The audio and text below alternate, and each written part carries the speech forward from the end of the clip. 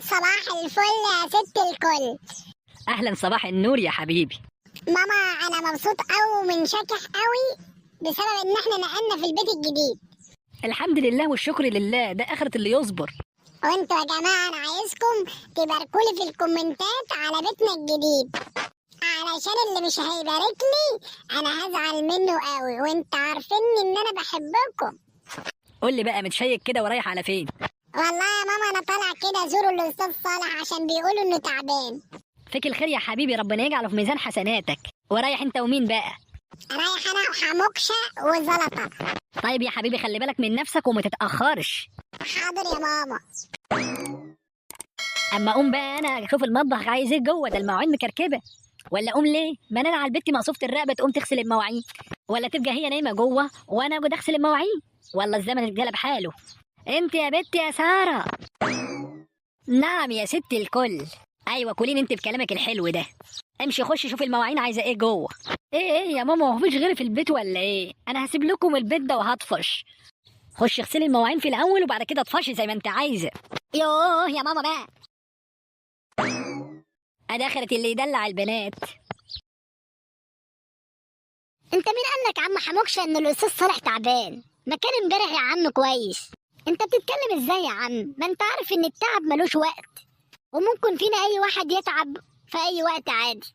عندك حق يا حموكشه. امال هو برشامه فين؟ انا مش عارف انا كمان، هو برشامه اتاخر كده ليه؟ السلام عليكم يا رجاله. وعليكم السلام. طب يلا بينا ولا ايه عشان اتاخرنا على الاستاذ صالح؟ يلا بينا، بس ما قلتش هناخد له ايه احنا رايحين. كل واحد يدفع 100 جنيه وناخد له بوكيه ورد. فكرة حلوة يا برشامة، يلا بينا.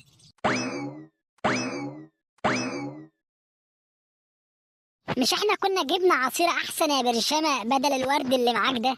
يا عم مش هتفرق عصير ولا ورد، اهم حاجة ان احنا جينا. معاك حق يا برشامة، الاستاذ صالح غالي علينا كلنا وكان لازم نيجي. ايوه طبعا يا عم، بزيارة المريض صدقة. طب بقول لك ايه يا برشامة؟ قول يا زلطة، كلامك كتير النهارده. ما تجيب اشيل انا بوكيه الورد ده. هتفرق يعني؟ اه. الشارع اللي وراه مش هتاخده. تقدروا تتفضلوا يا شباب، ميعاد الزيارة جه. يلا بينا يا عم برشامة، الزيارة اخرها 5 دقايق، خلينا نشوف الراجل. ألف سلامة عليك يا أستاذ صالح، ربنا يقومك فينا بالسلامة. الله يسلمك يا برشامة. ألف سلامة عليك يا مستر، يلا شد حيلك بقى وقوم لنا زي الأسد كده. الله يسلمك يا حموكش، ربنا يبارك لك. ألف سلامة عليك يا مسيو.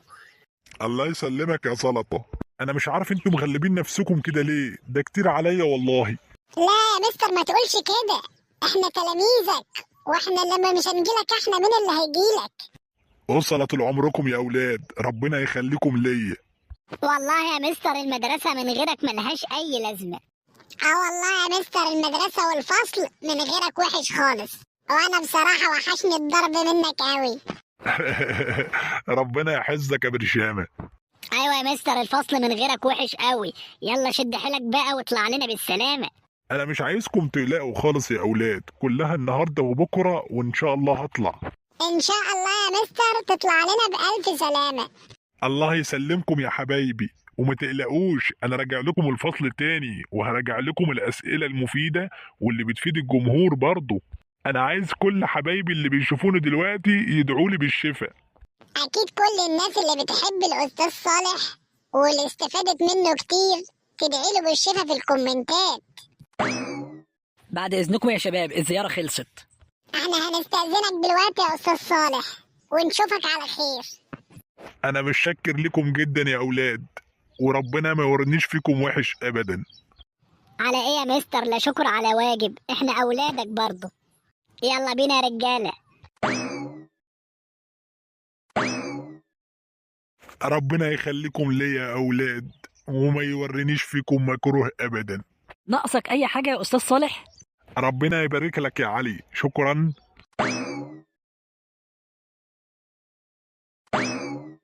السلام عليكم يا بابا انت وماما.